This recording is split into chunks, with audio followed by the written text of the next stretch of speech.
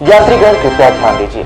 Sapa Congress headquarter के रास्ते BJP दफ्तर से आने वाली आपके रास्ते राजा बनाने वाली गाड़ी संख्या 12007 अवध एक्सप्रेस प्लेटफॉर्म नंबर 420 पर खड़ी है। आप सभी जानते हैं कि रील के जरिए फेमस होने वाले, स्टूडेंट्स को राजा बनाने का सपना दिखाने वाले, कभी भी अपने बैच का सिलेबस समय से पूरा न करा पाने वाले, बिना किसी विचारधारा के व्यक्ति अवध ओझा ईडी के मुताबिक दिल्ली शराब घोटाले के मास्टरमाइंड अरविंद केजरीवाल और तिहाड़ रिटर्न मनीष सिसोदिया की मौजूदगी में आम आदमी पार्टी में शामिल हो गए और दिल्ली की शिक्षा व्यवस्था को सुधारने की बात कही। जैसे ही अवध ओझा आप में शामिल हुए, सोशल मीडिया पर उनसे जुड़े मीम्स वायरल होने लगे।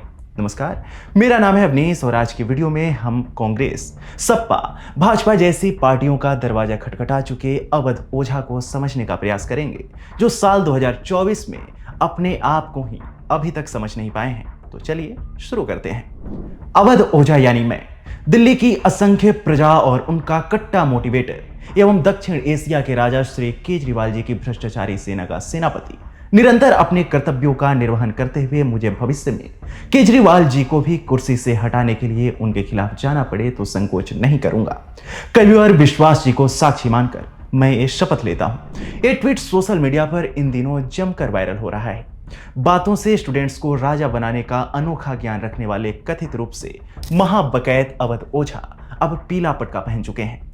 जिस अरविंद केजरीवाल पर उन्होंने टिप्पणी की थी, उन्हीं के हाथों से अवध ओझा ने आम आदमी पार्टी की टोपी पहनी। एक शिक्षक जो खुद को यूपीएससी कोच बताता है, स्टूडेंट्स को ज्ञान देता है, सोशल मीडिया पर रील वायरल कराता है, नैतिकता की बात करता है, उस अवध ओझा की नैतिकता केजरीवाल के हाथों से पटका पहनने के बाद उन्हें कितनी शाबाशी दे रही होगी, आप अंदाजा लगा सकते हैं। हमने पूर्व में कई लोगों को सुना है कि उनका सपना होता है अपनी विचारधारा वाली पार्टी में शामिल होने का, उसके लिए काम करने का। लेकिन दूसरी ओर जब हम नजर उठाकर अवध ओझा को देखते हैं तो हर सपना दबोचने को ही दौड़ता है, क्योंकि अवध ओझा आप में अपनी विचारधारा के कारण शामिल नहीं हुए हैं। वह क्यों शामिल हुए हैं उन्हें भी नहीं पता है। हम ऐसा इसलिए कह रहे हैं क्योंकि हाल ही में अवध ओझा ने खुद स्वीकार किया था कि लोकसभा चुनाव 2024 में उन्होंने अयोध्या से भाजपा से टिकट मांगी थी। उसके बाद उन्होंने अमेठी से कांग्रेस से टिकट मांगी थी।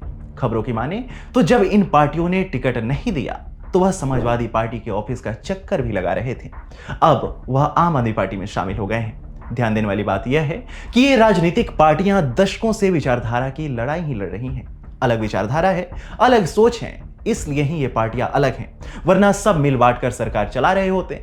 लेकिन अवध ओझा की विचारधारा के बारे में मैं क्या बोलूं, बोलने को कोई शब्द नहीं है। हाँ, यह जरूर हो सकता है कि कुछ समय बाद वो मीडिया में यह बयान दे दें कि जिस तरह से बाबा साहेब अंबेडकर ने बौद्ध धर्म को अपनाने से पहले हर धर्म को परखा था, वैसे ही वो आम आदमी पार्टी में शामिल होने से पहले सभी पार्टियों को परख रहे थे। हालांकि मैं इस बात को लेकर इतना श्योर इसलिए भी हूं क्योंकि आम आदमी पार्टी में शामिल होने के तुरंत बाद अवध ओझा का जो पहला ट्वीट आया, उसमें यह स्पष्ट लिखा था कि शिक्षा शेरनी का दूध है, जो पिएगा वो दहाड़ेगा। आपको बता दें कि ये शब्द डॉक्टर अंबेडकर के हैं, जिन्हें बिना क्रेडिट दिए अवध ओझा ने अपने ट्वीट में लपेट लिया। ऐसे में आने वाले समय में जब उनकी विचारधारा पर सवाल उठेगी तो डॉक्टर अंबेडकर के माथे पर खेलकर पार्टियों को परखने वाला बयान ओझा जी दे सकते हैं। हाँ, ये हो सकता है, लेकिन इसके पीछे भी एक पेच है। डॉक्टर अंबेडकर ने हिंदू धर्म त्यागने के 21 सालों बाद बौद्ध धर्म को अपनाया। इस बीच में 21 सालों तक उन्होंने सभी धर्मों के बारे में जानकारी इकट्ठी की थी। लेकिन इस अवध ओझा ने तो 2024 में अभी तक 4 बार अपनी विचारधारा बदल ली। दूसरी बात यह है कि बौद्ध धर्म में शामिल होने से पहले अंबेडकर ने बौद्ध धर्म पर करप्शन के आरोप नहीं लगाए थे, लेकिन अवध ओझा तो पहले ही अरविंद केजरीवाल को जमकर लपेट चुके हैं। अवध ओझा ने कभी कहा था, हर महान आदमी का करियर गरीबों के मसीहा के तौर पर शुरू होता है। अरविंद केजरीवाल शर्ट बाहर किए हुए, चप्पल पहने, मफलर बांधे कह रहे हैं कि भारत में बड़ा करप्शन है और मैं करप्शन को उखाड़ फेंकूंगा। फिर चिल्लाने लगे कि मोदी जी गुजरात में शराब अवैध तरीके से बेचते हैं। उन्हें पता चला कि ज्यादा पैसा तो शराब से ही आता है और इनको पंजाब का चुनाव भी लड़ना था तो शराब दिल्ली में बेचती। एक अन्य वीडियो में अवध ओझा कहते सुनाई देते हैं, अरविंद केजरीवाल साल 2008 में इंडिया अगेंस्ट करप्शन पर सबको साथ में लेकर आए। अन्ना हजारे को खड़ा किया, किरण बेदी को खड़ा किया, कुमार विश्वास को खड़ा किया, सबको खड़ा किया और खुद बीच में खड़े हो गए और सबकी रोशनी खींच ली। एक अन्य वीडियो में अवध ओझा ने कहा था, लोगों को लगा शर्ट बाहर किए ये बेचारा हमारे लिए लड़ रहा है। लोगों ने कहा, करप्शन के खिलाफ लड़ने का क्या उपाय है? केजरीवाल ने कहा, पार्टी बन गई और बोले हम सत्ता में जाकर करप्शन ठीक करेंगे। लोगों ने कहा ठीक है और केजरीवाल जी सीएम बन गए। उनके डिप्टी सीएम करप्शन के चार्ज में अंदर चले गए। इन सबको अगर छोड़ भी दें तो कुछ ही महीने पहले इंडिया टुडे को दिए इंटरव्यू में अवध ओझा ने कहा था कि वह बिहार के किशनगंज से चुनाव लड़ेंगे, लेकिन 2028 में अपनी पार्टी खुद बनाकर चुनाव लड़ेंगे। इसी इंटरव्यू में उन्होंने 2024 के लोकसभा चुनाव में बीजेपी और कांग्रेस से टिकट मांगने की बात स्वीकार की थी। आपको बता दें कि इन्होंने कभी ओसामा बिन लादेन को हीरो बताया था, लेकिन न तो कभी उस पर उन्होंने कोई सफाई दी, न ही कभी माफी मांगी। उन पर अपनी क्लासेस के दौरान अश्लील बातें करने का भी आरोप है। राजनीतिक पंडितों की माने तो दिल्ली विधानसभा चुनाव के मद्देनजर अवध ओझा ने यह पैंतरा अपनाया है।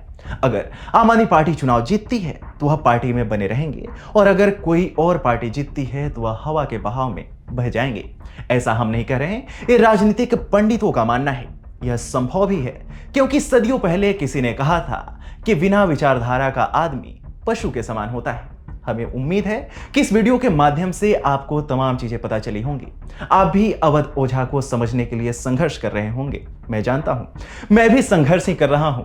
अवध ओझा भी खुद को समझने के लिए संघर्ष ही कर रहे हैं। खैर, अवध ओझा को लेकर आप क्या सोचते हैं? कमेंट सेक्शन में अपनी राय जरूर दें।